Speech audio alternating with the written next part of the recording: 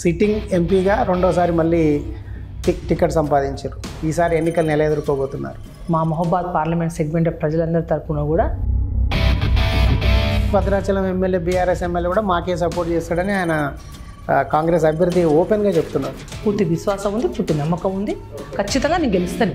కేవలం ఒక 100 రోజుల ప్రభుత్వ పాలనలో వ్యతిరేకత వచ్చిన కాంగ్రెస్ పాలన విధానాలు ఇప్పుడు మళ్ళీ మీ ఎన్నికకు లేదా మీ విజయానికి దోహదం చేస్తామని అభిప్రాయంతో ఉన్నారు మీరు. ఇది మన మీద కల్పితంతో చెప్పిన విషయం కాదు. వాళ్ళే డేట్ ఫిక్స్ పెట్టి మేము తెల్లం అయిపోయింది. ఇంకోటి ప్రజల్లో కూడా వాళ్ళు విశ్వాసం కోల్పోయారు. వరంగల్ అభ్యర్థిగా ప్రకటించిన డాక్టర్ కడియం కావ్య కూడా పార్టీ నుంచి కేసీఆర్ ఒక తండ్రిలాగా ఈ రాష్ట్రానికి ఒక పెద్ద దిక్కుగా ఒక వారం రోజులుగా మీ మీద కూడా ప్రచారం జరుగుతుంది. అంటే మీరు కూడా కాంగ్రెస్కి వెళ్ళిపోతారు, ఎట్లాగ మీ మాతృ పార్టీ అది ఆంధ్రపై నేను తెలంగాణలో గెలిచే ఫస్ట్ అభ్యర్థి రాబాయి. నేను 3 అభ్యర్థులు 3 పార్టీల నుంచి ఆల్రెడీ ఒక్కొక్కసారి ఎంపీలుగా పనిచేసిన వాళ్ళు. నేను క్లియర్గా ఒకటే, ఈ 3 అభ్యర్థులు ది బెస్ట్ క్యాండిడేట్ని నేను. 3 కూడా outdated candidates, 2 expiry dated candidates వాళ్ళిద్దరు. వాళ్ళిద్దరిని ఎట్లా ఎక్స్పైరీ క్యాండిడేట్స్ అంటారు మీరు? నేను చెప్తున్నా కదా, ఈ నియోజకవర్గ ప్రజలకు మీరు ఇచ్చే కొత్త హామీలు ఏమైనా ఉన్నాయి? ఇంకా చేతులు జోడించి వారిని విజ్ఞప్తి చేసేది, నమస్తే, నేను క్రాంతి. ఉమ్మడి వరంగల్ జిల్లాలోని 2 లోక్సభ నియోజకవర్గాల్లో మహబూబాబాద్ ఒకటి. ఇప్పటికే మహబూబాబాద్లో 3 ప్రధాన పార్టీలు తమ అభ్యర్థులను ప్రకటించాయి. సిట్టింగ్ ఎంపీ మాలోత్ కవిత బీఆర్ఎస్ నుంచి రెండవసారి బరిలోకి దిగుతున్నారు. అయితే ఈ ఎన్నికల్లో ప్రత్యేకత, కాంగ్రెస్, బీజేపీ, బీఆర్ఎస్ 3 పార్టీల నుంచి అభ్యర్థులుగా ఉన్నవాళ్ళు మహబూబాబాద్ లోక్సభ నియోజకవర్గం నుంచి ఎంపీలుగా పనిచేసి ఉన్నారు. సో 2009లో బలరాం నాయక్, 2014లో ప్రొఫెసర్ సీతారాం నాయక్, అదేవిధంగా 2019లో కవిత గారు. సో ప్రస్తుతం మనం బీఆర్ఎస్ అభ్యర్థి సిట్టింగ్ ఎంపీ మహబూబాబాద్ కవిత గారితో ఉన్నాం.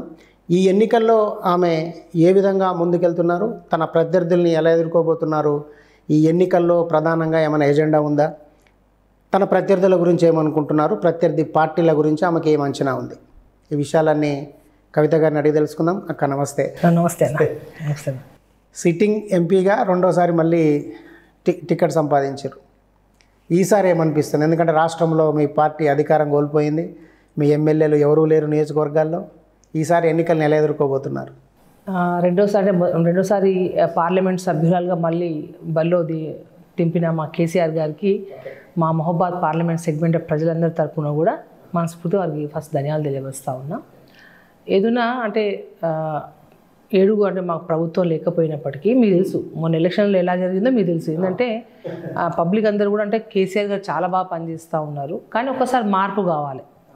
ఎమ్మెల్యేలందరి విషయంలో కూడా అన్ని చోట్ల అభివృద్ధిలో తెలంగాణ రాష్ట్రం వచ్చినాక కేసీఆర్ గారి నాయకత్వంలో చాలా బ్రహ్మాండంగా కొత్త జిల్లాలు ఏర్పడి డెవలప్మెంట్ అయిన తర్వాత కూడా ఏదైతే కాంగ్రెస్ పార్టీ ఇచ్చిన అమితమైన హామీలు, గ్యారెంటీలు ఇంకా అన్నీ తెలిసిందే కదా. 420 హామీలు ప్లస్ 420 హామీలు అంటున్నారు కదా. 420 హామీలు అంటే మాకు అంటే వాళ్ళు మాట్లాడిన ప్రతి అంశము బుక్ రూపంలో ప్రతిదీ క్షుణ్ణంగా ఏ రోజు ఏ డేట్ మా దగ్గర అన్నీ ఉన్నాయి. ఆ 6 గ్యారెంటీల్లో 13 గ్యారెంటీలు అంటే ఇంక్లూడ్ చేస్తే ఆ పేరుకి 6 చెప్తున్నాం, దాంట్లో 13 అంశాలు ఉన్నాయి. ఇవన్నీ వాళ్ళు చెప్పడము, ప్రజలు కూడా ఏంటంటే ఒకసారి కాంగ్రెస్కి వేస్తే ఇంకా మెరుగు ఉంటుందేమో అనే ఒక గొప్ప ఆశతోటి వాళ్ళు ఓటు వేయడం జరిగింది. దాంతో మన మార్పు అనే ఒక అంశంతో వాళ్ళు మన అధికారంలో వచ్చే విషయం మీ అందరూ తెలిసిందే. ఇక పార్లమెంట్ సెగ్మెంట్లో అంటారా, ఎమ్మెల్యేలు కూడా సేమ్ అదే మార్పు అనే ఉద్దేశంతో తప్ప. సో మొత్తం లేరు. ఒక భద్రాచలం ఒకటి ఉంది, కానీ కాంగ్రెస్ క్లెయిమ్ చేస్తుంది ఏంటంటే భద్రాచలం ఎమ్మెల్యే బీఆర్ఎస్ ఎమ్మెల్యే కూడా మాకే సపోర్ట్ చేస్తాడని ఆయన కాంగ్రెస్ అభ్యర్థి ఓపెన్గా చెప్తున్నారు. సో మీకు నిల్ అనుకోండి ఇప్పుడు ఎమ్మెల్యేస్ ఇబ్బంది ఏం లేదు. ఎందుకంటే ఆల్రెడీ మొన్న ఎలక్షన్స్ అయినా నేను అనుకుంటా అతి తక్కువ అంటే ఏ ప్రభుత్వాలు వచ్చినా కూడా కొంచెం ఒక 6 months 1 year టైం పడుతుంది వ్యతిరేకత రావడానికి. కానీ కాంగ్రెస్ పార్టీకి వాళ్ళు ఇచ్చిన 100 రోజులు ఏది 100 days ఉందో చాలా షార్ట్ టైంలో ప్రజలకి వ్యతిరేకత స్పష్టంగా అంటే గ్రామాల్లో వెళ్ళినా ఏడెళ్ళినా, ఈ మధ్యకాలంలో అయితే ఇంకా చాలా పెళ్లి శుభకార్యాలు ఆ కార్యాలు వెళ్తున్నా కూడా ఎక్కడ వెళ్ళినా కూడా క్లియర్ కట్గా అంటే ఈసారి బీఆర్ఎస్ పార్టీ ఓటేస్తాము, తప్పిదం జరిగిపోయింది అనేది అంశాన్ని ప్రజలు అంటే మనం ఏదో ప్రచారం పోయిన వాళ్ళం కాదు, అన్నీ కాదు, వాళ్ళు స్పష్టంగా వాళ్ళు ఎదురుపడి చెప్తారు. అంటే అంత వ్యతిరేకత క్షుణ్ణంగా కనబడతా ఉంది. సో నాకున్న బలం కూడా ఏంటంటే ప్రజలు, మా కార్యకర్తలు, పూర్తి విశ్వాసం ఉంది, పూర్తి నమ్మకం ఉంది, ఖచ్చితంగా నేను గెలుస్తాను. అంటే కేవలం ఒక 100 రోజుల ప్రభుత్వ పాలనలో వ్యతిరేకత వచ్చిన కాంగ్రెస్ పాలన విధానాలు ఇప్పుడు మళ్ళీ మీ ఎన్నికకు లేదా మీ విజయానికి దోహదం చేస్తామని అభిప్రాయంతో ఉన్నారు మీరు? అదే 100%. ఎందుకంటే ఇప్పుడు మీరు చూడండి, MLA elections before Revanth Reddy గారి ఒక డేటు ఫిక్స్ చేసి డిసెంబర్ 9 రాగానే రుణమాఫీ చేస్తా అని చెప్పారు. 100 రోజుల లోపటే మహిళలకు 2,500 రూపాయలు ఇస్తా అని చెప్పారు. పెన్షన్లు అంటే ఏమనంటే ఈ నెల మీరు పెన్షన్ తీసుకుంటే 4,000 ఉంటుంది, మళ్ళీ మీరు డిసెంబర్ 9 రాగానే నెక్స్ట్ మంత్ మీకు డబల్ వస్తుంది. రైతు బంధు ఇప్పుడు తీసుకోకపోతే 10,000 ఉంటుంది, తర్వాత తీసుకుంటే 15,000 ఉంటుంది. అంటే ఇది మనం ఏదో కల్పితంతో చెప్పిన విషయం కాదు. వాళ్ళే డేట్ ఫిక్స్ పెట్టి మేము చేస్తాము 100 డేస్. 100 డేస్ కూడా అయిపోయింది, తేటి తెల్లం అయిపోయింది. ఇంకోటి ప్రజల్లో కూడా వాళ్ళు విశ్వాసం కోల్పోయారు. అంటే ఈసారి మేము కూడా చెప్తున్నాను, ప్రజలు కూడా ఎవరికి ఓటేయాలో మొన్న ఎలక్షన్స్లో మీరు చూసారు, అధికార పార్టీ ఉంది. మేము కూడా ఏంటంటే ప్రభుత్వం పోతుంది అంటే అక్కడక్కడ ఎవరైనా ఎమ్మెల్యేలకి ఓడిపోతారేమో అని అనుకుని ఉండొచ్చు కాక, కానీ కేసీఆర్ ప్రభుత్వం పక్కా వస్తుంది అనుకున్నాం. కానీ ప్రజలు ఏదైతే నిర్ణయం చేసిండ్రో ఆ నిర్ణయాన్ని ఖచ్చితంగా మనం శిరసా వహించాల్సిందే. ప్రజలు అంటే అంత పిచ్చోలేం కాదు, అంటే ఎమ్మెల్యేలే ఉండాలి లేకపోతే లీడర్లే ఉండాలి అలా అనుకుని కాదు. ప్రజలకు గతంలో ఉన్నప్పటికీ ఇప్పటికీ చాలా అవేర్నెస్ వచ్చింది. ప్రజలు కూడా ఎవరు పోటీయాలని ఒక స్పష్టతతో ఉన్నారు. అంటే మనం ఏదో అంగు ఆర్భాటాలు చేసుకొని అధికారం ఉంది రకరకాలుగా పోతే అయ్యేది కాదు. ప్రజలకు పూర్తి స్పష్టత ఉంది. నేను ఆ విషయంతో చెప్తున్నా, నాకు పూర్తి విశ్వాసం నమ్మకం కూడా ప్రజల మీద ఉంది. నాకు సో రెండోసారి గెలుస్తారనే విశ్వాసం ఉంది, దాంట్లో ఎటువంటి డౌటే లేదు. తెలంగాణ వ్యాప్తంగా ఇప్పుడు మనం రాజకీయ పరిణామాలు చూస్తున్నారు. ముఖ్యంగా బీఆర్ఎస్ నుంచి జారిపోతున్న నాయకులు ఎక్కువ మంది అయిపోయారు. అందులో సిట్టింగ్ ఎంపీలు ఉన్నారు, ఎమ్మెల్యేలు ఉన్నారు, ఎమ్మెల్యేలుగా పోటీ చేసి ఓడిపోయిన వాళ్ళు ఉన్నారు. నిన్నటికి నిన్న మీ ఉమ్మడి వరంగల్ జిల్లాలోనే వరంగల్ అభ్యర్థిగా ప్రకటించిన డాక్టర్ కడియం కావ్య కూడా పార్టీ నుంచి వెళ్ళిపోయారు, కాంగ్రెస్లో చేరడానికి రంగం సిద్ధమైంది. అంటే ఈ పరిస్థితులలో నిజంగా అంటే పార్టీ మీద విశ్వాసం కోల్పోయి నేతలే పోతున్నప్పుడు ఈ పార్టీని ప్రజలు ఓటర్లు ఎట్లా విశ్వసిస్తారనుకుంటున్నారు? మేము ఒకటే మాట చెప్తాను. లాస్ట్ పార్లమెంట్ ఎలక్షన్స్లో కూడా నేను ఇక్కడ ఎంపీ కంటెస్ట్ చేసినప్పుడు పినపాక రేఖాంతరావు గారు వెళ్ళారు, ఇల్లందు హరిప్రియ గారు వచ్చారు. అంటే మా పాటలో జరగడం జరిగింది. వాస్తవం ఇట్లా ఏంటంటే గతంలో లాగా ఏంటంటే ఓ పార్టీకి ఇలా గ్రాట్యూడ్ ఉండాలి, ఒక నాయకుడి మీద అంటే మనకు పదవులు ఇచ్చారు కదా, చేశారు కదా అనే విశ్వాసం నిజంగా లీడర్లకు ఎందుకో వాళ్ళంటే అధికార పార్టీ ఏది ఉంటే అది వెళ్ళిపోతూ ఉన్నారు. ఓకే, కానీ నేను అందుకే చెప్తా ఉన్నా, ఏదున్నా తెలంగాణ రాష్ట్రంలో ప్రజలలో మాత్రం పొరపాటు జరిగింది. కాంగ్రెస్ పార్టీ ఓటేసి కేసీఆరే ఉంటే ఇవాళ నీళ్ళు అంటే ఈ 10 ఏళ్లలో మీరు చూసుకోండి, అసలు వాటర్ ప్రాబ్లం లేకుండే, కరెంట్ ప్రాబ్లం లేకుండే, అసలు రైతులకు పంటలు ఎండిపోయిన అంశం అసలు ఈ 10 ఏళ్ళు ఎప్పుడు మనం వార్త వినలేదు మనం. ఓకే, ఇప్పుడు మీకు ప్రధానంగా మనం అయితే మా మహబూబాద్ జిల్లాలో మన మానుకోట నియోజకవర్గం కానీ డోర్నకల్ కాన్స్టిట్యున్సీ కానీ మా కాళేశ్వరం ద్వారా బ్రహ్మాండంగా కేసీఆర్ గారు ముఖ్యమంత్రి అయిన తర్వాతనే మా చివరి ఆయకట్టు వరకు ప్రతి కాలం నీళ్ళు వచ్చినాయి. చెరువులు అసలు అలుగులు పోసి బ్రహ్మాండంగా, అంటే ఎండాకాలంలో కూడా మాకు ఆ వాటర్కి ఎండాకాలం తలపించలేదు. కానీ అనూహ్యంగా ఈ 3 నెలల్లోనే కాంగ్రెస్ పార్టీ యొక్క అంటే వాళ్ళకు అవగాహన లేకపోవడం వల్ల, సరైన టైంలో వాళ్ళు అంటే రైతులకు ఏ టైంకి ఏ పంటలకు వాటర్ ఇవ్వాలో ఒక పూర్తి స్థాయి విశ్లేషణ లేకపోవడం వల్ల ఇవాళ పూర్తి స్థాయిగా కూడా వాళ్ళ పంట పొలాలు ఎండుకుపోయి రైతులందరూ రోడ్ ఎక్కే పైకి అయిపోయింది. ఇప్పుడు మేము చెప్పాల్సిన అవసరం లేదు, రైతులే కేసీఆర్ గారికి ఓటేయడానికి సిద్ధంగా ఉన్నారు.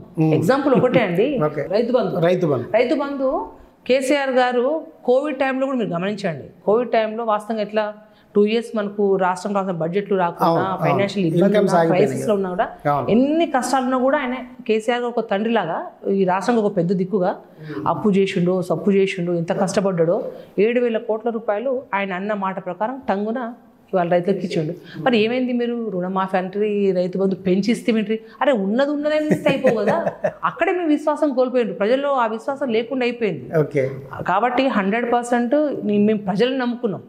అసలు లీడర్లు అంటే నేను ఇప్పుడు పెద్ద చెప్పాల్సిన అవసరం లేదు. గతంలో ఓ తండాకు పోతే ఓ తండా పెద్ద నాయకుడి దగ్గర పోతే ఆ తండా పెద్ద నాయకుడు దండం పెట్టి, అయ్యా రామ్రా నువ్వు ఓటే, నువ్వు వేసి తండాలు అందరూ మేనేజ్ కాదు పోయి దండం పెట్టి వచ్చి అయ్యా మన తండాలను చూసుకుంటే అయిపోయింది. ఇప్పుడు లేదు, ఎవరి వాళ్ళు ఇండివిజువాలిటీ అయిపోయింది. ఎవరికి అంటే నేను ఎవరు ఓటేయాలలో నేను నిర్ణయించుకున్నట్టు ఆ తండాలో అందరూ కూడా ఎవరి వాళ్ళంతా ఊళ్ళలో కావచ్చు తండాల్లో కావచ్చు ఆ విధంగా వచ్చింది. అయితే ఇంకొక ప్రచారం కూడా జరిగింది అక్క, అంటే అసలు మీకు సిట్టింగ్ ఎంపీగా ఉన్నా కానీ పోటీ చేయడానికి ఇష్టంగా లేరు, టికెట్ అడగలేదు మీరు, బలవంతంగా మీ పేరు అనౌన్స్ చేసిరు, మీరు ఇప్పుడు బలిమిడికే పోటీ చేస్తున్నారా ఆ ప్రచారం ప్రకారం? ఈ విషయానికి నేను మంచి క్వశ్చన్ అడిగినరు.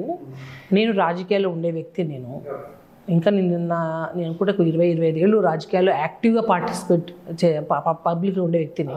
నేను ఎందుకు తప్పుకుంటాను? అంటే ప్రభుత్వం రాలేదని చెప్పేసి భయపడే వ్యక్తిని కాదు, ప్రజల్లో ఉండే వ్యక్తిని నేను స్పష్టంగా నాకెవరు ఇవ్వనని చెప్పలేదు. సో ప్రతి పార్టీలో కూడా యాస్పిరెంట్స్ ఎట్లుంటారో మా దాంట్లో ఉంటారు కదా.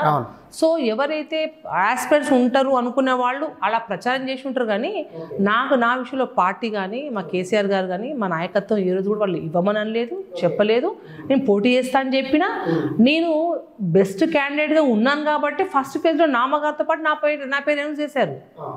అది గమనించండి మీరు. అంటే నన్ను చివరి దశలో చూసుకొని ఇద్దామా ఇద్దని ఊగిస్తలేదు. అంటే క్లియర్గా కవితకి ఇక్కడ టికెట్ డిసైడ్ అయ్యారు, ఫస్ట్ ఫేజ్లో అనౌన్స్ చేసిండ్రు, అది క్లియర్ కట్ కనబడతా ఉంది. అయితే గడిచిన ఒక వారం రోజులుగా మీ మీద కూడా ప్రచారం జరుగుతుంది. అంటే మీరు కూడా కాంగ్రెస్కి వెళ్ళిపోతారు, ఎట్లాగ మీ మాతృ పార్టీ అది, ఎందుకంటే కాంగ్రెస్ నుంచే బీఆర్ఎస్కి వచ్చారు, కాంగ్రెస్ నుంచి మహబూబాద్ ఎమ్మెల్యేగా కూడా పనిచేసి ఉన్నారు మీరు. మీ నాన్న సుదీర్ఘంగా కాంగ్రెస్ పార్టీలో ఉన్నారు కాబట్టి మీరు పార్టీకి టచ్లోకి పోయారు, మీరు కూడా వెళ్ళిపోతున్నారు అన్నది ఒకటి ప్రచారం జరిగింది. దీన్ని ఎట్లా చూస్తారు? నేను మీకు దీనికి ఖచ్చితంగా ఆన్సర్ ఇస్తాను. ఒకటి ఈ మధ్య ఎందుకంటే ప్రతిపక్షాల వాళ్ళకి మరి గెలుస్తారన్న అభ్యర్థుల మీద కావచ్చు, నేను బలంగా ఇక్కడ గెలుస్తాను ఉంది కాబట్టి ప్రత్యర్థులు ఏంటంటే కార్యకర్తల మనోధైర్యం కోల్పోవడానికి, లేకపోతే వేరే వాళ్ళకి కన్ఫ్యూజన్ క్రియేట్ చేయడానికి. ఎందుకంటే ఒక చర్చ కదా. ఇప్పుడు నేను గత వారం కాదు, నిన్న సోషల్ మీడియాలో అయితే ఒకటే, అంటే ఏవైతే కావ్య గారు పోయారో వారితో పాటు నా ఫోటో యాడ్ చేసి, ఎవరు యాడ్ చేసిరో దేవుడికి యాడ్ చేసేసారు. అరే డే మొత్తం ఫోన్స్ మాట్లాడి చెప్పారు, అరే కాదురాబాయి నేను స్ట్రాంగ్ అభ్యర్థిని, తెలంగాణలో గెలిచే ఫస్ట్ అభ్యర్థిని రాబాయి నేను అని కూడా చెప్పాను నేను. అని నిన్న రోజంతా చెప్పడం అయిపోయింది. ఒక ఛానల్ ఏదైతే ఫోన్లు ఎత్తట్లేదు అంటున్నారు. ఎంత అన్యాయం అండి. నిన్న కూడా మీరు నాతో మాట్లాడారు కదా, చెప్తున్నా. అంటే అది ఒక కల్పితం చేసి కార్యకర్తలను మనోధైర్యం కోల్పోయేటట్టు చేసి అయ్యో ఏమైపోతుంది ఏంటో రకరకాలు అనుకోవడం తప్ప, బీఆర్ఎస్ పార్టీ తరపున నేనే క్యాండిడేట్ని, గెలిచే క్యాండిడేట్ నేనే. కేసీఆర్ గారి నాయకత్వంలో కష్టకాలంలోనే ఈ టైంలోనే నిజమైన కార్యకర్తగా పార్టీలోనే ఉండి అందరినీ కాపాడుకునే ఒక బాధ్యతగా కూడా తీసుకుంటాను. ఓకే, ఎందుకంటే ఇప్పుడు ఈసారి మీరు గెలిస్తే మీ పార్టీ వరుసగా 3 సార్లు గెలిచినట్టు. 14లో సీతారామయ్య గారు, 19లో మీరు, మళ్ళీ ఇప్పుడు వస్తే హ్యాట్రిక్ వస్తుంది. సో ఇక్కడ ఈ పెక్యులర్గా కనిపిస్తున్న అంశం ఏంటంటే, నేను ఇందాక అన్నట్టు 3 అభ్యర్థులు 3 పార్టీల నుంచి ఆల్రెడీ ఒక్కొక్కసారి ఎంపీలుగా పనిచేసిన వాళ్ళు. సో ప్రజల్లోకి ఏ అంశాల మీద పోతారు? ఎందుకంటే ఎవరు అభివృద్ధి చేసిరన్నది చెప్పుకోవాల్సిన అవసరం ఉంటుంది. 2009 బలరాం నాయక్, 2014 సీతారాం నాయక్, 2019 కవిత గారు. సో అందరూ అభివృద్ధి చేసినవనే చెప్తున్నారు. నిజంగా ఈ నియోజకవర్గానికి, ఈ లోక్సభ నియోజకవర్గానికి జరిగిన అభివృద్ధి మీ హయాంలో ఉంది, ఎందుకంటే మీరు ఎమ్మెల్యేగా కూడా పనిచేస్తున్నారు. అవును. ఇప్పుడు మహబూబాద్ పార్లమెంట్ సెగ్మెంటు ఇటు ఉన్న మిగతా పార్లమెంట్ సెగ్మెంట్స్ అంటే కూడా చాలా పెద్ద కాన్స్టిట్యున్సీ. అటు భద్రాచలం, వాజేడు, వెంకటాపురం, కొసగు చూసుకుంటే మీకు ములుగు వరకు కూడా చాలా పెద్ద కాన్స్టిట్యున్సీ. గతంలో పనిచేసిన సీతారాం నాయక్ గారు మా పార్టీ తరఫునే ఉండే, వారేందో ప్రజలందరూ కూడా తెలుసు. నేను పెద్ద ప్రొఫెసర్, అవును, వారి గురించి ప్రజలకు తెలుసు.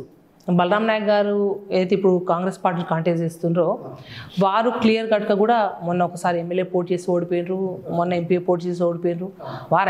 వారు మొత్తం కూడా ఓవరాల్గా వారి రాజకీయ జీవితంలో 2009లో నేను ఎమ్మెల్యేగా ఉన్నప్పుడు వారు పార్లమెంట్ మెంబర్గా ఉన్నాడు. అదే టైంలో వారు కేంద్ర మంత్రి కావడం. నేను మీరు మాట్లాడిన ఇంటర్వ్యూ నేను చూసిన. ఎందుకంటే ఆ 5 ఏళ్లలో కేంద్రంలో ప్రభుత్వం ఉంది, ఆయన కేంద్ర మంత్రిగా ఉన్నారు. కేంద్ర ప్రభుత్వం ఉండి కేంద్ర మంత్రిగా ఉండి నేను చాలా ఆ పనులు చేసిన, ఈ పనులు చేసిన, చాలా అది చిట్టారు. నేను కేంద్రంలో ప్రభుత్వం లేకున్నా ఇవాళ ఏదైతే మా గిరిజన, ఆదివాసీ, బంజారా బిడ్డలకి గిరిజన ఏదైతే విభజన చట్టంలో పొందవలసిన ప్రధాన అంశం ట్రైబల్ యూనివర్సిటీ సంబంధించి ఈ 5 ఏళ్లలో పార్లమెంట్లో నా గళం విప్పినా, కొట్లాడినా, నాతో పాటు, ఎందుకంటే అది పైన కేంద్రంలో బీజేపీ ప్రభుత్వం ఉంది, మాకు కొంచెం వాళ్ళు సఖ్యతగా లేకపోవడము, మాకు వాళ్ళు కోఆపరేట్ చేయలేకపోవడం వల్ల మా మిగతా ఎంపీలందరూ కోఆపరేషన్ తీసుకోలేదు. ఎందుకంటే ఇది ఒక మహబూబాద్ పార్లమెంట్కే పదం కాదు, యావత్ తెలంగాణ రాష్ట్రంలో ట్రైబల్స్ అందరూ కూడా ఉపయోగపడేది. కాబట్టి వారు క్లియర్ కట్గా వారికి యూనివర్సిటీ రావడానికి బాగా ఒత్తిడి తీసుకొచ్చి మొన్నే ప్రారంభించేటట్టు కూడా చేసాము. తరగతి గదులు కూడా స్టార్ట్ అయినాయి. ఈవెన్ ల్యాండ్ ఇచ్చింది కూడా కేసీఆర్ గారి ప్రభుత్వమే 337 ఎకరాలు జాకారంలో ఇచ్చింది. అది గొప్ప అచీవ్మెంట్ మాకు. దాంతోపాటు ఏదైతే ఇప్పుడు మీకు బయ్యారం ముక్కు పరిశ్రమ తెలుసు, బయ్యారం ముక్కు పరిశ్రమ అనేది నిజంగా మా ఆరుదుకు తెలుసు, తెలంగాణ హక్కు బయ్యారం ముక్కు అని చెప్పేసి ప్రధానంగా ఉంటుంది. తెలంగాణ ఉద్యమంలో అదే ఫస్ట్ అప్పుడు వినోద్ కుమార్ సార్ వాళ్ళందరూ వచ్చినప్పుడు ఇక్కడ చాలా ఉద్యమాలు జరిగినాయి. అందులో ఈ సెగ్మెంట్లో ప్రధాన అంశం అది కూడా ఉంది. బయ్యారం ముక్కు కోసం కూడా నేను పార్లమెంట్లో నా గళం విప్పినా కొట్లాడినాం, బట్ స్టిల్ వాళ్ళకి ఇవ్వలేదు. అది రావాల్సింది ఉంది, దానికోసం నేను కొట్లాడాల్సిన అవసరం నాకు చాలా ఉంది. ఎందుకంటే నా ప్రాంతంలో ఉన్న నా తమ్ముళ్లకు, అన్నలకు, అక్కలకు ఎవరికైనా ఉద్యోగ అవకాశాలు ఇక్కడ మెరుగ్గా ముందుగా రావాలంటే మా ఉక్కు పరిశ్రమలను కొట్లాడాల్సిన అవసరం, నాకు కొట్లాడినా ఇంకా రావాల్సిన అవసరం ఉంది. ఇంకా ఏదైతే ఇప్పుడు ప్రజెంట్గా అయితే ఇప్పుడు భద్రాచలం బ్రిడ్జ్ అని చెప్పి నిన్న బలరాం నాయక్ గారు చెప్పారో, అది భద్రాచలం బ్రిడ్జ్, ఎస్ సార్ అవునండి, అది భద్రాచలం బ్రిడ్జ్ ఏదైతే ఉందో అది గడ్కరీ గారు ఏది ప్రారంభించిపోయారు. అది ఓపెన్ చేసిన తర్వాత ఈ 5 ఏళ్లలో కూడా అది చాలా నత్తనట్టుగా పనిచేస్తూ ఉంది. ఎందుకంటే భద్రాచలంలో వరదలు వస్తే ఇటు నుంచి అటు పోలేరు, అటు నుంచి ఇటు రాలేరు, అది కొంచెం ఏజెన్సీ ప్రాంతం. గడ్కరీ గారిని పలుమార్లు కలిసి నేను సంబంధించిన స్టేట్లో ఉన్న ఎవరైతే పనిచేసే వాళ్ళ ఆఫీసర్స్తో కానీ వీళ్ళతో పాపం గడ్కరీ గారు నన్ను పిలిచి నా ఫేస్ టు ఫేస్ వాళ్ళకు టెలికాన్ఫరెన్స్ పెట్టించి కూడా అన్ని అంటే దీన్ని పని ఫాస్ట్ చేయడానికి మూవ్ చేయడానికి కూడా పూర్తి స్థాయి జరిగింది. మొన్న మీటింగ్ మాట్లాడినప్పుడు కూడా ఆల్మోస్ట్ శ్రీరామనవమికి కంప్లీట్ అవుతుంది, కంప్లీట్ అవుతుంది, దానికి వెళ్ళడం జరుగుతుంది. దాంతోపాటు ఇవాళ మా ఈ 5 ఏళ్ల హయాంలో మీరు గమనించాల్సిందంటే 2 ఏళ్ళు కోవిడ్తోనే గడిచిపోయింది మాకు. అంటే ప్రపంచంలోనే ఒక విపత్తు అది, అది ఎవరో క్రియేట్ చేసింది కాదు, ఏదో రాజకీయాల కోసం చెప్పుకోవాల్సిన అవసరం లేదు. ఆ 2 ఏళ్ల విపత్తు టైంలో కూడా నేను ఒక గిరిజన మహిళగా, ఒక ఆడపిల్లగా నేను భద్రాచలం కానీ, దుమ్ముగూడెం కానీ, ములుగు కానీ, మా పార్లమెంట్ సెగ్మెంట్లో ఎక్కడైతే ప్రజలు మనోధైర్యం కలుపుకోకుండా నా వంతుగా వెళ్ళి వాళ్ళకు భరోసా కల్పించి, మీకు తెలుసు మన ఇండ్ల నుంచి మనం దాటిపోయేది. సెకండ్ ఫేజ్లో అయితే ఇంకా వర్ణనాతీతం, చాలామంది కూడా బెడ్లు దొరకకుండా ఘోరమైన పరిస్థితి ఉండే. ఆ టైంలో కూడా చాలామందికి మనోధైర్యం కల్పించి హైదరాబాద్లో, అంటే ఇక్కడ నుంచి హైదరాబాద్ పేషెంట్స్ కొంతమంది బెడ్స్ దొరకలేదు, మీకు తెలుసు. అటువంటి టైంలో కూడా నేను డాక్టర్ కొన్ని హాస్పిటల్స్ ముందే మాట్లాడుకొని నా నోటీస్కి ఎవరిని వస్తే వాళ్ళు ఇమీడియట్ షిఫ్ట్ చేయించడము, వాళ్ళు మనోధైర్యంగా చాలా చేశాను అటువంటి అవన్నీ కల్పించడం. మళ్ళీ నా ఫస్ట్ ఫేజ్లో నా ఎంపీ ఫండ్స్ రాగానే మహబూబాద్ జిల్లాలో 80 లక్షల రూపాయలు ఇక్కడ మా మానకోట మెడికల్ అంటే మన హాస్పిటల్కి, అంటే స్టార్టింగ్లో ఏంటంటే కోవిడ్ వస్తుంది ఎవరు తెలియదు కాబట్టి దానికి సంబంధించిన పరికరాలు ఏం లేకుండే. సో మినిమం ఫస్ట్ సంబంధించిన అన్ని ఒక 80 లక్షలతో హాస్పిటల్కి ఇవ్వడం, ఇవన్నీ చాలా చేసాం. ఇవన్నీ ఒక ఎత్తు అయితే, ఇంకోటి అక్కడ భద్రాచలంలో పాండురంగాపురం టు భద్రాచలం వరకు అయితే రైల్వే ట్రాక్ ఉందో, అది గత 30 ఏళ్ళ నుండి, నాకు తెలిసి 25 ఏళ్ల క్రితమే బండారు దత్తాత్రేయ గారు కేంద్ర మంత్రిగా ఉన్నప్పుడు రైల్వే మినిస్టర్ ఉండే, వారు విజిట్ చేసిండు. 6 ఎస్టిమేషన్ 40 lakh crores ఏదో అన్నారు. వారు విజిట్ చేసినా అది మూలపడిపోయింది. నేను ఈ 5 ఏళ్లలో సంబంధించిన రైల్వే మినిస్టర్లను కలవడం, ఈ ఎందుకంటే వాళ్ళు రాముల వారిని వారు కొలుస్తారు, మనం కూడా కొలుస్తాం. నా పార్లమెంట్లో సౌత్ అయోధ్య అని చెప్పబడే శ్రీ రాముల వారి భద్రాచలం ఉండడం, సో రాకపోకలకు ఒక 12-13 కిలోమీటర్ ఉంటుంది. ఆ ట్రాక్ కోసం కూడా నేను మినిస్టర్స్ని కలిసి, సార్ మీరు జై శ్రీరామ్ అంటారు కదా, అదే జై శ్రీరామ్ ఆ రాముల వారికి ఇక్కడ కూడా మీరు కొద్దిగా పట్టించుకోండి అయ్యా, మీరు కొద్ది ట్రాక్ని కంప్లీట్ చేయించాలని చెప్పి పలుమార్లు కలిసినాక మొన్న మంచి అధికారులు ఏం చెప్పారంటే, మేడం మీరు ఏదైతే కలిసిరో ఆ ప్రతిభాగం డిపిఆర్ తయారు చేయమని చెప్పారు. సో దానికోసం మళ్ళీ ఆ డిపిఆర్ కంప్లీట్ చేయించి అది మంజూరు తీసుకుని అనుకుంటే 250 కోట్లు 300 కోట్లు అంటారు అంచనా, ఒక మాట సూచయపరంగా. దాన్ని తీసుకొచ్చి అది కంప్లీట్ చేస్తే అది గొప్ప అచీవ్మెంట్ రాముల వారికి పోవడానికి, భక్తులకు పార్లమెంట్ సభ్యులుగా అటువంటి విషయాలు చాలా చేయడం జరిగింది. దాంతోపాటు కేసీఆర్ గారి యొక్క నాయకత్వంలో జిల్లాలు ఏర్పడ్డాయి. భద్రాద్రి కొత్తగూడెం జిల్లా ఏర్పడింది, మానకోట జిల్లా ఏర్పడింది, మీకు ఏదైతే ములుగు జిల్లా ఏర్పడ్డది.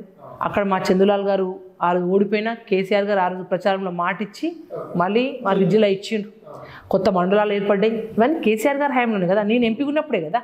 ఇది మా మహబూబాద్ జిల్లాలో ఇనుగుర్తి మండలం అయింది, చిన్నగూడూరు మండలం అయింది, దంతాలపల్లి మండలం అయింది, ఇక్కడ సీరోల్ మండలం అయింది, ఆడ మల్లంపల్లి మొన్ననే కేసీఆర్ గారికి ఎలక్షన్ మారింది కూడా మల్లంపల్లి మండలం ఆడ అనౌన్స్ చేయబడ్డది. ఇంకా ఈ విధంగా చూసుకుంటా అంటే చాలా పనులు చేశాం. ఇంకోటి మీరు గమనించాల్సింది, కోవిడ్ తర్వాత కేసీఆర్ గారు గొప్పగా ఏం ఆలోచించుకున్నారంటే, విద్యతో పాటు వైద్యం చాలా ఇంపార్టెంట్, కంపల్సరీ ఏజెన్సీ ప్రాంతాల్లో కావచ్చు రాష్ట్రంలో ఖచ్చితంగా వైద్యాన్ని ప్రజలకు చేరువ కావాలని చెప్పేసి మహబూబాద్ పార్లమెంట్ నా ఎంత అదృష్టం అంటే చిరకాలకంగా నా పేరు ఉండిపోద్ది. భద్రాద్రి కొత్తగూడెం జిల్లాలో ఒక మెడికల్ కాలేజ్ అనౌన్స్ చేసిండ్రు, మహబూబాద్ జిల్లాలో మెడికల్ కాలేజ్ ఇచ్చిండ్రు, నర్సంపేట రూరల్లో ఎక్కడైనా మెడికల్ కాలేజ్ ఇచ్చిందా, నర్సంపేట రూరల్ కాన్స్టిట్యున్సీ అయినా మెడికల్ కాలేజ్ ఇచ్చిండ్రు. అక్కడ మాకు మా సీనియర్ నాయకులు ఒకరు మా పార్టీకి అక్కడ ల్యాండ్ డొనేట్ చేసి అక్కడ హాస్పిటల్కి ఇచ్చిండ్రు. మీకు ములుగు ఏజెన్సీ ప్రాంతం, అక్కడ ఒక మెడికల్ కాలేజ్ అనౌన్సేషన్ చేయడమే కాదు, మాకేదైతే 10% రిజర్వేషన్ ఇచ్చిండ్రో కేసీఆర్ గారు, ఆ రిజర్వేషన్ ఫస్ట్ ఇంప్లిమెంట్ అయింది ఈ మెడికల్ కాలేజ్లో మా పిల్లలు చదువుకోవడానికి. ఆల్రెడీ ఆ 10% రిజర్వేషన్తో పిల్లలు చదువుతూ ఉన్నారు. ఇవి మా హయాంలో మొత్తం అయినాయి, నేను ఎంపిక ఉన్నప్పుడు కేసీఆర్ గారి నాయకత్వంలో. మహబూబాద్ జిల్లాలో ఇంజనీరింగ్ కాలేజ్ అనౌన్స్ చేసిండ్రు. ఏదైతే ఇప్పుడు రాజేంద్ర నగర్ హైదరాబాద్లో మీకు హార్టికల్చర్ యూనివర్సిటీ ఉంది కదా, ఇక్కడ మా పక్కన ఇక్కడ జస్ట్ ఒక 10-15 కిలోమీటర్స్ ఉంటుంది, మలయాళంలో కూడా అనౌన్స్ చేయడం జరిగింది.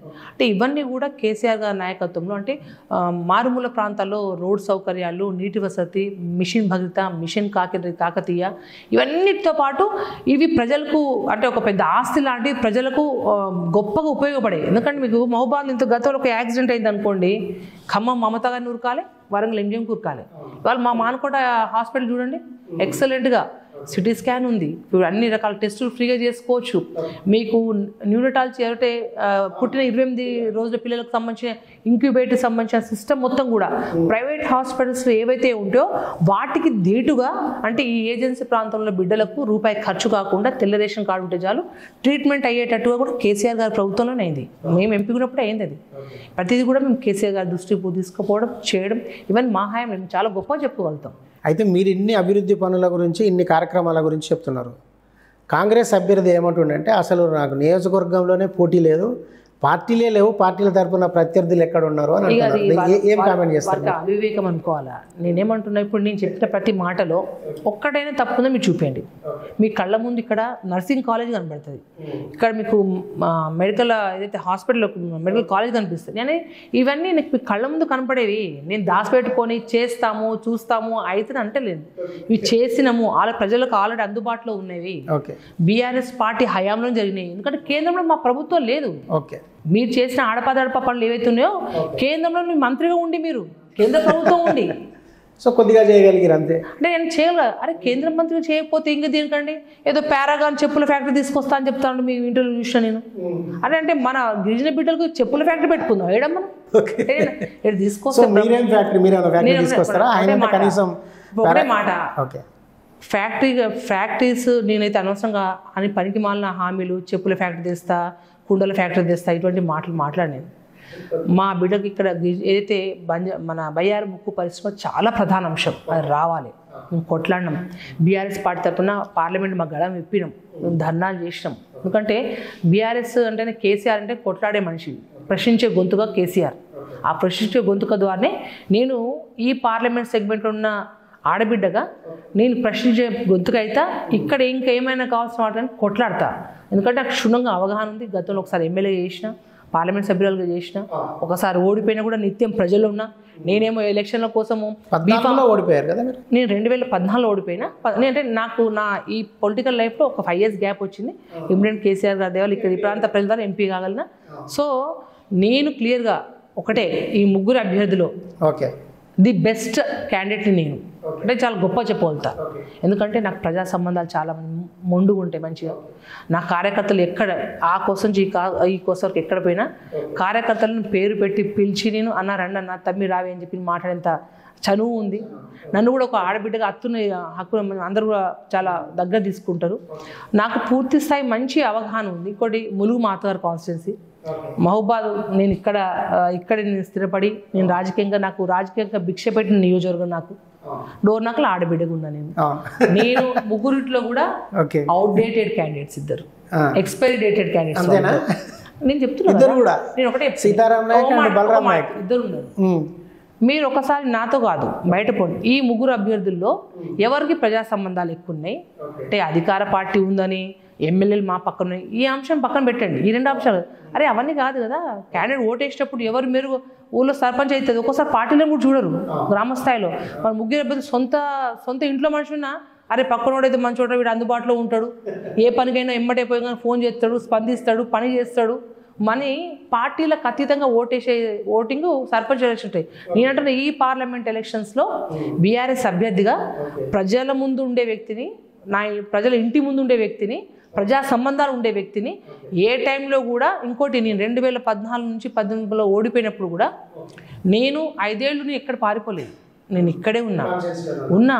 ఏ కార్యకర్తకి అవసరం ఉన్నా, ఆపద ఉన్నా, ఎవరైనా ఏ శుభకార్యక్రమైనా, ఏమైనా చనిపోయినా, అంటే ప్రజలు ఉండదలుచుకున్నా కాబట్టి ప్రతి కార్యక్రమం నేను టికెట్ అంటే కొంతమంది ఉంటారు టికెట్ రాగానే కనపడతారు, టికెట్ ఓడిపోగానే మళ్ళీ పత్తా ఉండరు, మళ్ళీ బ్యాగ్ తీసుకొని పత్తా ఉండరు. కానీ కవిత అలా కాదు, నిత్యం ఇక్కడే ఉంటుంది, ప్రజలతోనే ఉంటుంది, ప్రజా సమస్యలు కొట్లాడుతుంది, వాళ్ళకి అందుబాటులో ఎత్తింది. నేను వాళ్ళ ఇంటి ముందు అభ్యర్థిని చెప్తున్నాను. ఓకే, వాళ్ళిద్దరిని ఎట్లా ఎక్స్పైరీ క్యాండిడేట్స్ అంటారు మీరు? ఒకటే చెప్తున్నా మీకు, మీరు ఒకటి అదే చెప్తున్నారు. సీతారాం నాయక్ గారు, బలరాం నాయక్ గారు ఇప్పుడు ఇద్దరు కూడా జాతీయ పార్టీల నుంచి అభ్యర్థులు. వాళ్ళు ఒక మాట, ఇద్దరు కూడా ప్రజల దగ్గర వాళ్ళు తేడం అయిపోయింది. వాళ్ళకి ఒకటే చెప్తున్నా, వాళ్ళిద్దరిని ప్రజలు యాక్సెప్ట్ చేయరు, ప్రజల దగ్గర యాక్సెప్ట్ చేయరు కాబట్టే వాళ్ళని అవుట్డేటెడ్ క్యాండిడేట్స్ అని చెప్తాం. ఎందుకంటే వాళ్ళు ఇద్దరు కూడా ఇక్కడ నుంచి ఎంపీలుగా గెలిచిన వాళ్ళు కదా అండి. అవును, అదే చెప్తున్నాను నేను, అందుకే చెప్తున్నా కదా. వాళ్ళిద్దరు సరే, ఇద్దరు గెలిచినా నేనేమంటా, ముగ్గురం ఉన్నాము, ముగ్గురము లంబాడ నుంచే ఉన్నాము. ముగ్గురులో ది బెస్ట్ ఎవరో పబ్లిక్ చూసుకుంటారు. పబ్లిక్ ఖచ్చితంగా బెస్ట్ క్యాండిడేట్ నాకు ఓటేస్తారు. మా పార్లమెంట్ సెగ్మెంట్లో మహిళా ఓటర్లు ఎక్కువ. ఓకే, మా ఆడబిడ్డలందరూ కూడా మహిళల పక్షానే ఉంటారు, ఖచ్చితంగా నాకు ఓటేస్తారు. అమ్మ అన్నలందరూ ఓటేస్తారు. అయితే ఇంకొక అభిప్రాయం కూడా బలంగా ఉంది. ఇప్పుడు తెలంగాణలో బీజేపీ చేస్తున్న ప్రచారం అదే ప్రధానమైంది. అంటే కేంద్రంలోనే బీజేపీ రాబోతుంది, మళ్ళీ మోడీ ప్రైమ్ మినిస్టర్ కాబోతుంది. కాబట్టి మీరు మోడీ ముఖాన్ని చూసి మీ అభ్యర్థులు గెలుకోండి, అంటే మా పార్టీ అభ్యర్థిని గెలిపించండి, అట్లయితేనే అభివృద్ధి సాధ్యమవుతుందని బీజేపీ ఒక ప్రచారం చేస్తుంది. అంటే దీన్ని ఎట్లా కౌంటర్ చేస్తారు? ఒకటే విషయం అండి, అంటే మీరు అనుకున్న వాస్తవంగా చూస్తుంటే ఇప్పుడున్న దేశ పరిస్థితులు చూస్తుంటే మోడీ గారు వస్తారనేది మాత్రం స్పష్టంగా కనబడతా ఉంది, దాంట్లో ఏం డౌట్ లేదు. కానీ ఈ పార్లమెంట్ సెగ్మెంట్లో మాత్రం బీజేపీ అంటే మొన్న మహబూబాద్ పార్లమెంట్ అసెంబ్లీ ఎలక్షన్స్లో మోడీ గారు ప్రచారంకి వచ్చిండ్రు. వారు స్వయంగా వస్తేనే 17,000 ఓట్లు పడ్డాయి ఇక్కడ. అంతకంటే బిఫోర్ ఆయన ఎమ్మెల్యే క్యాండిడేట్ ఏవైతే హుస్సేన్ నాయక్ నిలిచిండో పోయినసారి 12,000 పడ్డాయి, ఈసారి 17,000 పడ్డాయి. అంటే మోడీ గారు వచ్చిన తర్వాత 5,000 పెరిగినాయి. కాకపోతే ఈసారి పార్లమెంట్ ఎలక్షన్స్లో ఏమైనా ఉంటే నేను అనుకుంటా కొంచెం యువత వీళ్ళు కొంచెం ఏమైనా మోడీ గారి మీద ప్రేమతో కొంచెం వేసే వాళ్ళు వేస్తారేమో, గెలిచేంత పోటీ ఇవ్వలేరు లేదు. సో మీకు ప్రధాన పోటీ ఏ పార్టీ నుంచి అనుకుంటున్నారు? మీరు కాంగ్రెస్ అనుకుంటున్నారు? ట్రయాంగిల్ ఫైట్ ఉంటుంది. మీరు ఇంతకుముందు మోడీ అన్నారు కదా, ట్రయాంగిల్ ఫైట్ ఉంటుంది. ట్రయాంగిల్ ఫైట్లో ఏదున్నా కూడా అవుట్రైడ్గా నేను యాజ్ ఎ బెస్ట్ క్యాండిడేట్గా నాకైతే 100% విశ్వాసం ఉంది. నేను 1% కూడా ఎటు డౌట్ లేదు. అధికార పార్టీ వాళ్ళున్నా, ఎమ్మెల్యేలు వాళ్ళందరూ ఉన్నా కూడా నన్ను ఒక పార్లమెంట్ సభ్యురాలుగా ఈ 5 ఏళ్ళు అందరూ ప్రజలు చూసిండ్రు, నన్ను కార్యకర్తలు చూసిండ్రు, జనాలు చూసిండ్రు. అన్ని చోట్ల నేనేందో, నా వ్యక్తిత్వం ఏందో, నేను ప్రజలు వస్తే ఏ విధంగా స్పందిస్తానో, నా వ్యక్తిత్వం ఏంటో, నా మీద మచ్చలేని వ్యక్తి నేను, ఒక తెల్లపు కాగితం లాంటి వ్యక్తి నేను, నా మీద ఒక చిన్న రిమార్క్ లేదు, ఎవరైనా అక్క దగ్గరికి వెళ్తే పని చేస్తానే ఒక పూర్తి విశ్వాసం ప్రజల్లోనూ కార్యకర్తలు వాళ్ళు చూడగొనుకున్న వ్యక్తి నేను. సో నేను నాకున్న బలమైన అంశమే అది చెప్తున్నాను. నేను సరే వాళ్ళ గురించి విమర్శించాల్సిన అవసరం లేదు. సరే ఏదైనా ఎలక్షన్లో ఒక 15 రోజులు అన్ని తేటతెల్లం అయితే కానీ నా విశ్వాసం, నా వ్యక్తిత్వం, నా పనితనం, నా కార్యకర్తలు, నా ప్రజలు. సో ఈ నియోజకవర్గంలో ప్రధానంగా మనకి ఎస్టీ రిజర్వ్డ్ కాబట్టి మనకు ఎస్టీ లంబాడ, అదేవిధంగా ఆదివాసీల ఓటర్లు ఎక్కువనే ఉన్నారు. నియోజకవర్గాలు కూడా దాదాపు అన్ని అవే ఎక్సెప్ట్ నర్సంపేట. అవును. సో వీళ్ళని ప్రభావితం చేయగలిగే సమస్య ఏదన్నది మీరు ఐడెంటిఫై చేయగలిగారా? అంటే ఈ 5 ఏళ్లలో మీరు తీర్చలేకపోయింది అంటే కానీ ఖచ్చితంగా అటెండ్ చేయాల్సింది అంటే ఒకటి, ఈ పార్లమెంట్ సెగ్మెంట్లో మనకు ఆదిలాబాద్ ఒకటి ఎస్టీ ఉంది, మహబూబాద్ ఒకటి ఉంది. మహబూబాద్ పార్లమెంట్ సెగ్మెంట్లో భద్రాచలం నుంచి మునుగు వరకు కూడా ఏజెన్సీ ప్రాంతాలు, డోర్నాకలో ఒక పోడు అంటే ఎక్కడ పోడు భూమి ఏం లేదు. ఇక్కడ పోడు భూముల పట్టా పాస్ బుక్కులు ఇచ్చేది ఏదైతే ఉందో ప్రధాన అంశం, ప్రధానమైన చాలా అంత గిరిజనులు ఉండడం, ఎంపటి పోడు చేసుకుంటూ ఉండడం, వాళ్ళకి చాలా అంశం ఉండే. కేసీఆర్ గారి దగ్గర పలుమార్లు వెళ్ళినప్పుడు కూడా సంబంధించిన ఇప్పుడు ఇల్లందు కానీ పిన్నపాక ఎమ్మెల్యే గారు మేము అందరం కూడా సార్ ఏం లేదు, ఈ పార్లమెంట్ సెగ్మెంట్లో మీరు గొప్పగా ఆడకముందే అన్నీ చేస్తూ ఉన్నారు, కానీ పోడు భూములకు పట్టాలు ఇచ్చి ఏ రైతు బంధు అయితే మీరు మిగతా రైతులకు ఇస్తున్నారో సేమ్ యాజ్ రైతు బంధు, రైతు బీమా వర్తింపజేయాలని చెప్పేసి పూర్తి స్థాయి కేసీఆర్ గారు నోటీస్ తీసుకోవడం, వారు కూడా చాలా అంటే గిరిజనుల పట్ల ప్రేమ అభిమానం ఉంది కాబట్టి వాళ్ళకి న్యాయం చేయాలని చెప్పేసి వారు పోడు భూముల పట్టాలు ఇచ్చిన దాంట్లో తెలంగాణ రాష్ట్రంలో ప్రధాన పాత్ర నా పార్లమెంట్ సెగ్మెంట్లోనే 1000 ఎకరాలు ఇచ్చి వాళ్ళకి పోడు ఇచ్చి వాళ్ళకి రైతు బంధు కూడా పడ్డది. మీరు అంటే అది ప్రధాన అంశం మా దాంట్లో. ఎందుకంటే 100%. ఎందుకంటే మీకు వేరే రైతుకేమో రైతు బంధు పడ్డాక పాపం గరీబోడు ఆదివాసీ బిడ్డ లంబాడి బిడ్డకి సేమ్ పోడు అంటే అదే వ్యవసాయం చేసుకుంటూ ఉండి రాకపోతే అది ఎంత బాధ ఉంటుందో చెప్పండి. కానీ వాళ్ళు కేసీఆర్ గారి దయవల్ల ఆ కోరిక నెరవేరింది. కానీ పోయినసారి ఎలక్షన్లో ఏం చేసారు వీళ్ళు, కాంగ్రెస్ వాళ్ళు చాలా చోట్ల అదే కేసీఆర్ ఇచ్చిన దొంగ పట్టాలని కూడా అట్లా కూడా ప్రచారం అంటే పోతే అసెంబ్లీ ఎలక్షన్. అవునండి, ఎంత దాడు అంటే కాంగ్రెస్ పార్టీ వాళ్ళు అంటే అవకాశం వచ్చిందల్లా అన్ని అబద్ధాలు అనేది ఇప్పుడు కూడా అదే కేసీఆర్ పాస్బుక్లతోని వాళ్ళకు వ్యవసాయం పోడు చేసుకుంటున్నారు కదా. అంటే అంత ఘోరంగా చేసిండు మన ఎలక్షన్స్లో. ఓకే, అంటే మీరు యూత్ గురించి సరే బయ్యారం స్టీల్ యూత్ ఎంప్లాయ్మెంట్ గురించి మాట్లాడారు. అంటే చాలా చోట్ల మన ఏజెన్సీ ప్రాంతంలో చాలా మందికి ఇంకా ఇళ్ళు రావాల్సి ఉన్నాయి. ఇది డబుల్ బెడ్రూమ్ ఇల్లు ఏటు నగర్ లాంటి ఏరియాలలో కావచ్చు, దుమ్ముగూడెం, చెర్ల ఇటువంటి మారుమూల ఏజెన్సీ ఉంటాయి. మొన్న గంగారం పోయిన నేను, దుబ్బగూడెం అని ఉంది. అది ఒక విధంగా ఇప్పుడు ఇంటీరియర్ నక్సలైట్ లేక లోపల మారుమూల ప్రాంతం. నేను మా కార్యకర్త వాళ్ళు ఇంట్లోకి చనిపోతే నేను మొన్న పోయినా, అది చూసినాక కనిపించింది అబ్బా అసలు వాళ్ళకి ప్రతి ఒక్కరు డబుల్ బెడ్రూమ్ ఇల్లు ఇవ్వాలి. అంటే అటువంటి ఇంటీరియర్ ప్లేస్లో ఉన్న వాళ్ళందరికీ డబుల్ బెడ్రూమ్ ఇల్లు రావాల్సిన అవసరం ఉంది. ఇంకోటి ఆల్రెడీ కూడా మన పోయిన 5-10 ఏళ్ళలో కూడా రోడ్ల సౌకర్యం చాలా ముందుగా చేశారు. ఇంకా ఒక 5-10% ఉండొచ్చు. కానీ చాలా చోట్ల ఏంటంటే మంజూరు అయినాక కూడా ఫారెస్ట్ వాళ్ళ క్లియరెన్స్ లేకపోవడం. ఇప్పుడు ఏదైతే నేను దుబ్బగూడెం పోయినని చెప్పాను సార్, ఆడ రోడ్ అంతా అసలు చాలా ఘోరంగా ఉంది. పాపం రోడ్ మంజూరైంది 38 కోట్లతోనే, నేను ఎంపీగానే అక్కడ మంజూరు చేయించింది ఉంది. కానీ ఫారెస్ట్ క్లియరెన్స్ వస్తలేదు. అంటే అటువంటి చాలా వరకు ఉన్నాయి. అవన్నీ కూడా చేయాల్సిన అవసరం చాలా ఉన్నాయి. ఎందుకంటే విద్యారంగంలో కూడా ఇవాళ కేసీఆర్ గారు ముఖ్యమంత్రి అయిన తర్వాతనే ట్రైబల్ సంబంధించిన గురుకులాలు కావచ్చు, వాళ్ళకు మంచి నాణ్యమైన భోజనం పెట్టడం కావచ్చు, ఇవన్నీ కేసీఆర్ గారు అయినాకనే అయినాయి. అన్నీ మీరు గత 5-10 ఏళ్ళు చూసుకుంటే కూడా ఇక్కడ ట్రైబల్ సంబంధించిన విద్యా విషయంలో కానీ వైద్యం విషయంలో కానీ చాలా మెరుగ్గా చేయగలిగినాం. ఇంకా చేయాల్సిన అవసరం చాలా ఉంది ఇంకా. అయితే మీరు కేసీఆర్ గారి విజయాలు 10 సంవత్సరాల పాలన మీరు సాధించిన అంటే కార్యక్రమాల అభివృద్ధి గురించి చెప్తున్నారు. కేవలం 3 నెలల్లోనే మార్పు వచ్చి, ప్రజల ఆలోచనలో మార్పు వచ్చి వద్దనుకున్న కేసీఆర్ పార్టీని మళ్ళీ కావాలనుకుంటారా ఈ ఎన్నికల్లో అన్నది నా ప్రశ్న. మీకు అనే మాట అదే కదా, కేసీఆర్ గారు చాలా అంటే ఎవరైనా జనరల్పై అడిగితే ఎట్లుండేదంటే కేసీఆర్ బాగా చేసిండు, పెన్షన్లు మంచిగా ఇచ్చిండు, నా పెద్ద కొడుకు నీళ్లు బ్రహ్మాండంగా ఇచ్చిండు. కానీ అంటే ఇప్పుడు విచిత్రంగా మీరు చూడండి, రోజు చూస్తూ ఉన్నాం కదా, అసలు మీరన్న ఏదైతే ఈ 3 నెలలు ఆశ్చర్యంగా ఉంది. అరే పబ్లిక్ ఇంత ఫాస్ట్గా రివర్స్ అవుతారా అని నేను కూడా ఎక్స్పెక్ట్ చేయలేకపోతున్నాం. మేము ఊళ్ళలో పోయి ఎక్కడ పోతే నానా బూతులు తిట్టడాలు, ఏమా అనవసరం కేసీఆర్ పోగొట్టుకునేమే, కేసీఆర్ ఉంటే ఈ 10 ఏళ్లలో ఎప్పుడు నీళ్ళ బాగా రాకపోయా, మా పొరాలు ఎండిపోలేదు. ఆ కేసీఆర్ అంటే రైతు బంధు డబ్బులు మీరు గమనించండి, ఈ ఏజెన్సీ ప్రాంతంలో ఒక వ్యవసాయానికే కాదండి, ఆ డబ్బులు టైంకి పడితే ఆ బిడ్డల చదువులకో లేకపోతే హాస్టల్ ఫీజులు కట్టుకోవడానికో దానికో వాళ్ళ వైద్యానికి దేనికో ఉపయోగపడేది. నేనంటే ఆళ్లపల్లి మా ఎంపీపీ గారు ఉన్నారు, అమ్మాయి మొన్న మాట్లాడి చెప్తుందాక, మా దగ్గర రైతు బంధు పైసలు ఆ రైతు వ్యవసాయం చేసుకోడు, వాళ్ళ బిడ్డ ఫీజు కడతారు, ఈసారి ఫస్ట్ టైం ఫీజు కట్టలేకపోయినా అంటుండు. అంటే కేసీఆర్ గారు ఎంత గొప్ప పని చేసిన, రైతు బంధు అనే రైతులకే కాకుండా వాళ్ళకి వచ్చే భూమి డబ్బులు అట్లా కూడా ఉపయోగపడ్డాయి. అంటే ఈ నిజంగా ఆశ్చర్యం కలిగిందంటే లబోదిబం ఒత్తుకుంటారు జనాలు. ఈసారి అయితే నేను చెప్తున్నా, బీఆర్ఎస్ పార్టీ అండగా రైతులు, పెన్షన్దారులు అండి. ఈ 3 నెలల్లో ఒక నెల ఆల్రెడీ ఎగగొట్టేసింది కాంగ్రెస్ పార్టీ. పెన్షన్స్ పెంచడం కాదు, ఉన్న యథావిధిగా ఒక పెన్షన్ ఎగగొట్టేసింది, ఎగగొట్టేసారు, ఇవ్వలేదు.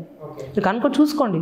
ఉద్యోగులకు ఏమంటున్నారు, మీకు ఉద్యోగాలకు ఫస్ట్ జీతాలు ఇస్తూనే ఉంటారు, కానీ డిఎల్ ఇస్తారు. గమనించుకోండి మీకు తెలిసిన మీ అన్ననో తమ్ముడు ఉంటే చూసుకోండి, వాళ్ళు అడగని చెప్తారు కదా. అదే చాలా షార్ట్ అని ఎందుకే ఫస్ట్ మాట చెప్పా, చాలా షార్ట్ పీరియడ్లో చాలా మందికి ఒక 6 నెలలకో సంవత్సరానికో వ్యతిరేకత వస్తుంది.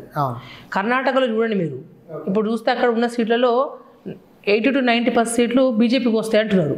ఎందుకంటే 8 months అయిపోయింది కాంగ్రెస్ పాలన వచ్చి, ఇక్కడ ఇచ్చిన హామీలే ఇచ్చారు, కాదు వాళ్ళకి టైం బాగా దొరికింది వాళ్ళకు. వాళ్ళు ఏంటంటే ఇప్పుడు బీజేపీ సైడ్ ఎందుకు డైవర్ట్ అవుతున్నారు అంటే, మీరు ఇచ్చిన హామీలు నెరవేర్చలేకపోతున్నారు, మీరు చేయలేకపోతున్నారు, ఆ నమ్మకం కోల్పోయినారు. కానీ ఈ తెలంగాణ రాష్ట్రంలో 3 నెలల్లోనే కేసీఆర్ని మళ్ళీ గుర్తు చేసేటట్టుగా కాంగ్రెస్ పార్టీ చేసింది. షార్ట్ అయింది. అది తులం బంగారం అని తులం బంగారం. ఇప్పుడు ఎవరు అన్నాం అనుకోండి, ఏమంటారు, అరే మేము 3 నెలలు అయింది కదా. అంటే మేమేమంటున్నాము, అంటే ఒక మాట, అంటే మీరు ఒక ముఖ్యమంత్రి కావాలనుకున్న క్యాండిడేట్లు కావచ్చు, మీరు ప్రభుత్వం రావాలనుకుంటారు, అంటే అంత మాత్రం అవగాహన ఉండదా మీకు రాష్ట్రంలో ఏముంది? ఏమంటున్నా, ఇప్పుడు మీరే తండ్రిగా ఉన్నాడు, కొడుకు ఆకలితో ఉంటాడు, నువ్వు ఎట్లయితే టైంకి భోజనం పెట్టాలి బిడ్డకి, నువ్వు అప్పు తెస్తావా, సొప్పు తెస్తావా, కాళ్ళు పట్టుకుంటావా, ఏళ్ళు పట్టుకుంటా, నీ ఏదో ఒకటి, బట్ కొడుకు టైం పెట్టాలి కదా. కేసీఆర్ తండ్రి పాత పోషించిండు, తెలంగాణకి పోషించిండు కాబట్టి ఏ ఇబ్బంది ఉన్నా. అట్లా అనుకుంటే ఈ 3 నెలల్లో చూడండి, 18,000 కోట్లు 20,000 కోట్లు అప్పు తీసుకొచ్చారు వాళ్ళు. మీరు ఎందుకు అప్పు తెచ్చిర్రు? కేసీఆర్ గారు అప్పు తీసుకోవడానికి కారణం ఏంది? మనం ఏదైతే చెప్పిన పని ప్రజలకు క్షుణ్ణంగా చేయాలా. ఇంకోటి, కేసీఆర్ గారు తెలంగాణకి బ్రహ్మాండంగా వాళ్ళు ఉచిత కరెంట్ ఏదైతే ఉందో, కేసీఆర్ ఎప్పుడైనా కరెంట్ పోయేదా? ఇప్పుడు ఊళ్ళలో కరెంట్ పోయే పరిస్థితి దుస్థితి ఏర్పడ్డది. పొలాలు ఎండుకపోయి నీళ్లు వస్తలేవు, రైతు బంధు పైసలు వస్తలేవు, తులం బంగారం ఎటు పోయిందో పోయింది. అసలు మీకు అయితే అయితే కళ్యాణ లక్ష్మి ఇచ్చేదే సరిగ్గా ఇస్తలేరు మీరు. ఇక పాపం మా మహిళలు అయితే అన్యాయం. ఇంట్లో 3 ఆడవాళ్ళు ఉంటే బిడ్డ 18 ఏళ్ళు నిండింది అనుకోండి 2,500 వస్తాయి. ఇంకా మహిళ తల్లి ఉందనుకో 2,500 వస్తాయి. అత్తుందనుకో పెన్షన్ ఎట్లా పెరుగుతాయి. అంటే ఎట్లా అంటే కళ్ళు మూసుకున్నారు, ఏముంది కేసీఆర్ చేసినాం కదా ఈసారి కాంగ్రెస్ వేద్దాం అనుకున్నారు. ఇప్పుడేమో తల కొట్టుకుంటున్నారు, ఏమేమి చెప్పిరే ఇది ఒక్కడ రావట్లేవు అంటున్నారు. అంటే ఆ మార్పు ఏదైతే కాంగ్రెస్ ప్రజలు మార్పు అనుకుని మనం ఓటేసిండ్రో ఆ మార్పుతోనే ఈసారి బీఆర్ఎస్ పార్టీకి వేస్తారు. ఎందుకంటే మేము ఉంటేనే అడగలుగుతాము, మేము ఉంటేనే కొట్లాడగలుగుతాం. నేను ప్రశ్నించే గొంతుకనైతా రేపు నాడు బాజాబ్తో కూడా ఆ రోడ్ ఎక్కి అరే భయ్ మీరు చెప్పిన తులం బంగారం మా ఆడబిడ్డలకు పక్కా ఇస్తాం 2,500 రూపాయలు అని అడుగుతాం మేము. అరే పెన్షన్ పెంచుతాను పెంచుని అడుగుతాం. అరే 2 లక్షల రుణమాఫీ ఏమని చెప్పండి. 9 ఎట్లా అన్నారు రేవంత్ రెడ్డి గారు, ఇప్పుడు మీరు తీసుకుంటే మళ్ళీ ఒకళ్ళు కట్టేసి ఉంటే మళ్ళీ తీసుకోండి 2 లక్షలు December 9 తీసేస్తారు, మరి ఫస్ట్ క్యాబినెట్లో అప్రూవ్ చేస్తామన్నారు. అంటే నేనైతే మీ మాటలు మీకే చెప్తున్నాను, నేనేం కొత్త కల్పితం చెప్పట్లా. ఈ ప్రజలందరూ కూడా అంటే వాళ్ళు ఒకళ్ళు డేట్ పెట్టకుండా 100 రోజుల్లో చేస్తామని చెప్పకుండా ఉంటే అవునులే మొన్ననే గవర్నమెంట్ వచ్చింది కదా 6 నెలలు సంవత్సరం ఆదు అనుకున్నాం. మీరు చెప్పిన మాటలే మీరు చెప్పిన డేట్లే మీకు గుర్తు చేస్తున్నాం. సో ప్రజలకు ఖచ్చితంగా మళ్ళీ అవి మా డిమాండ్ ఏంది, ప్రజల పక్షాన ఉండి ఏదైతే ప్రజలు ఆశించిండ్రో అవి వాళ్ళకు చేరయ్యే విధంగా మీ వరకు మీ మనిషిగా మీ గొంతుకై మీ తరపున నేను కొట్లాడతా అని నేను అంటున్నాను. ఓకే. సో ఈ నియోజకవర్గంలో మీరు ఇక్కడ 2 అభ్యర్థులనే కాదు 3 మంత్రులను కూడా మీరు కాంపీట్ చేయాల్సి ఉంటుంది. ఎందుకంటే మనకు ములుగు నుంచి సీతక్క ఉన్నారు, ఖమ్మం జిల్లా నుంచి తుమ్మల గారు, పొంగులేటి గారు ఉన్నారు. సో 3 మంత్రులను అంటే ఒక అధికారంలో ఉన్నటువంటి ఒక 3 కీలకమైన వ్యక్తుల్ని వారి నియోజకవర్గాలు ఎదుర్కోవాల్సి ఉంటుంది. మీరు దానికి ఏమైనా ప్లాన్ ఉందా? అంటే నేను ఒక మాట చెప్తా మీకు. ఇప్పుడు ముగ్గురు కూడా ఇప్పుడు ఒక మాట మొన్న మార్పుతోటి సీతక్క అక్కడ సీతక్క ఆల్రెడీ పోయినసారి ఎమ్మెల్యే ఉండే వారికి ఓటేసిండ్రు. ఏదైతే తుమ్మల గారు కావచ్చు, మన పొంగులేటి శ్రీనివాసరెడ్డి గారు కావచ్చు, వాళ్ళ నియోజకవర్గాల్లో వాళ్ళ ఎలక్షన్లో వాళ్ళ ఓట్లు వేసేసిండు. వాళ్ళు పోటీ చేసేది ఇక్కడ మా స్థానంలో ఎస్టీ కాన్స్టిట్యూన్సీకి వచ్చి 3 మంత్రులు వచ్చి ఇక్కడ పోటీ చేయట్లేదు. అంటే ఓటు జనం ఏంది 3 మంత్రులకు ఓటేయాలా లేకపోతే పోటీ చేసే వాళ్ళకి ఓట్లు వేయాలా, అంతే కదా. వాళ్ళ ఇన్ఫ్లుయెన్స్ ఉంటుంది, వాళ్ళు ప్రయత్నం చేస్తారు. అధికార పార్టీగా వాళ్ళు ఎన్ని రకాలైన ఏవైనా లొంగదీయడానికి చేయొచ్చు, కానీ ప్రజలంతా పిచ్చోళ్ళు కాదు. ప్రజలు చాలా తెలివైన వాళ్ళు. వాళ్ళ పల్లెటూరులో కుగ్రామం ఇక్కడ మారుమూల ఏజెన్సీ ప్రాంతం ఉన్న తండాలు ఏ బావి దగ్గర చెట్టు కింద కూర్చున్నట్టు యూట్యూబ్ ఓపెన్ చేసుకొని చూస్తూ ఉన్నారు. ఇప్పటికే పొరపాటు జరిగిందని చెప్పి అందరూ కూడా తప్పిదం జరిగిందని పశ్చాత్తాపడు 100%. మీరు ఇదే మీ ఛానల్ ద్వారా మీరు పోయి కనుక్కోండి. అంటే విపరీతమైన ఆ మార్పు ఉంది. సో ఆ మార్పు నన్ను ఖచ్చితంగా గెలిపిస్తా. అయితే ఆ మార్పుతో వాళ్ళు మొన్న గెలిచారో అదే మార్పుతో కేసీఆర్ గారి రివర్స్ అవుతుంది పక్కా 100% అవుతుంది. ఓకే. సో ఈ నియోజకవర్గ ప్రజలకు మీరు ఇచ్చే కొత్త హామీలు ఏమైనా ఉన్నాయి ఇంకా? ఎందుకంటే మీరు గత 5 సంవత్సరాల నుంచి ఎంపీగా ఉన్నారు, కొన్ని పనులు చేసినామని చెప్తున్నారు. ఈసారి గెలిపిస్తే మరొక 5 సంవత్సరాలకు అంటే మీరు ఇవ్వబోయే హామీలు ఏమున్నాయి? మహబూబాద్ పార్లమెంట్ సెగ్మెంట్లో ఉన్న ప్రతి ఒక్క కార్యకర్తలకు మరియు ఈ ప్రాంత ప్రజలందరూ కూడా చేతులు జోడించి వారిని విజ్ఞప్తి చేసేది, మీ ఆడబిడ్డగా మేము మరొకసారి మీ ముందుకు వస్తున్నాం. మీ దైవ వల్ల నేను ఒకసారి పార్లమెంట్ భారతదేశ చరిత్రలో ఒక లంబాడ ఆడబిడ్డగా నేను పార్లమెంట్ అడుగుపెట్టిన. 75 సంవత్సరాల్లో ఏ పార్టీ కూడా ఒక గిరిజన మహిళకు టికెట్ ఇవ్వలే లంబాడ. ఓకే. కానీ మళ్ళొక్కసారి మీ బిడ్డగా మీ ఆడబిడ్డగా నేను మీ ముందుకు వస్తూ ఉన్నా. ఈ ప్రాంతంలో ఎందుకంటే ఇప్పటికీ మేము చాలా చోట్ల దుమ్ముగూడెం కానీ చెర్ల కానీ ఇక్కడ మహబూబాద్లో కావచ్చు, నామలపాడ మన ఏదైతే ములుగు మన ఇల్లెందు నియోజకవర్గం కావచ్చు, ములుగులో కావచ్చు, ఇవన్నీ ఏకలవ్య స్కూల్స్ కూడా మేము అన్ని తీసుకొచ్చాం. ఆల్రెడీ నడుస్తూ ఉన్నాయి, చాలా పనులు చేశాం. అంటే కేంద్రంలో అధికారం లేకపోయినా నేను ఎందుకంటే అనుభవం ఉన్న వ్యక్తిని ఈ పార్లమెంట్ సెగ్మెంట్లో ఎక్కడ ఏం అవసరాలు ఉన్నాయో అవన్నీ కూడా పూర్తి స్థాయి కూడా ఇప్పుడు బయ్యారం ఉక్కు పరిశ్రమ కోసం కావచ్చు, ఏదైతే రైల్వే ట్రాక్ సంబంధించిన ఇంతకుముందు పాండురంగం అవి కావచ్చు, ఇంకా మెరుగ్గా ఈ పార్లమెంట్కి సంబంధించిన ఇంకేమైనా గొప్ప అంశాలు ఏవైతే ఇండస్ట్రియల్ సంబంధించిన కారిడార్ని కేంద్ర ప్రభుత్వం ద్వారా రావడానికి అందరికీ ఉపయోగదాయకంగా ఉండేటట్టు ఉన్నాయో వాటికి ఖచ్చితంగా నేను కొట్లాడి తీసుకోవడానికి నాకు మీరందరూ శక్తిని ఇవ్వండి. నేను ఖచ్చితంగా తీసుకొస్తా, మీ ముందు నిలబడతా. ఎందుకంటే నేనేందో మీ అందరూ తెలుసు, నేను కొత్త చెప్పాల్సిన అవసరం లేదు. ఉన్న అభ్యర్థుల్లో మీకు మెరుగైన అభ్యర్థిగా ప్రజల ముందు ఎందుకు చెప్తాను, మీ గడప ముందు ఉండే వ్యక్తిగా మీ అందరూ ఆశీర్వదించండి, నన్ను దీవించండి. ఖచ్చితంగా మీ అందరూ కూడా మరొక మారు ఈసారి పార్లమెంట్ సెగ్మెంట్లో మా మహబూబాబాద్ పార్లమెంట్లో 7 నియోజకవర్గాల పేరున ప్రతి ఒక్క అభ్యర్థి కూడా చేతులు జోడించి మీ తరఫున కూడా విజ్ఞప్తి చేస్తా ఉన్నాను. ఓకే, ధన్యవాదాలు. Thank you. మహబూబాబాద్ నియోజకవర్గం నుంచి ఈసారి టీఆర్ఎస్ హ్యాట్రిక్ సాధించబోతోంది. వరుసగా 3వ ఎన్నికలు అంటే 2014, 2019, ఇప్పుడు 2024 ఖచ్చితంగా బీఆర్ఎస్ గెలవబోతోంది. బీఆర్ఎస్ తరపున తనను గెలిపిస్తే ప్రశ్నించే గొంతుకగా పార్లమెంటులో ఈ నియోజకవర్గ సమస్యల మీద ఫైట్ చేయడానికి తనకు ఒక అవకాశం ఇచ్చినట్టు అవుతుంది. అదేవిధంగా గతంలో కొన్ని చేయలేక పనులను కూడా ఈ 5 సంవత్సరాలు చేసేందుకు తనకు ఒక అవకాశం ఇవ్వాలని మహబూబాబాద్ బీఆర్ఎస్ అభ్యర్థి సిట్టింగ్ ఎంపీ మాలోత్ కవిత ఈ నియోజకవర్గ ఓటర్లను విజ్ఞప్తి చేస్తున్నారు.